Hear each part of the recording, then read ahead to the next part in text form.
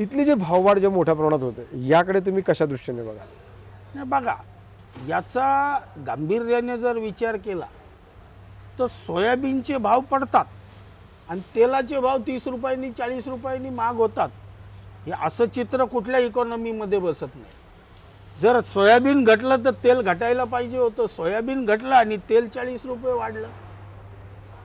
याचं कारणच असं आहे की ज्या पद्धतीने सरकारी पैशाचा वापर आपण करतो त्याचा कुठंतरी एकंदर राज्याच्या अर्थव्यवस्थेवर परिणाम होतो आणि मग त्याच्यामुळे सगळं संतुलन बिघडतं. महागाई निर्देशांक कसा वाढतो? याच्यानेच वाढतो ना. तर आज आमची हे सगळे पैसे देऊन हे सगळं करून कुठेतरी आम्ही देशाच्या एकंदर GDPवर त्याचा परिणाम होईल असं काम सरकार करत आहे. त्याच्यामुळे आम्हाला हा विचार केला पाहिजे की आज महागाई किती प्रमाणात वाढली, त्या प्रमाणात शेतकऱ्याला त्याच्या याचे भाव मिळत आहेत का?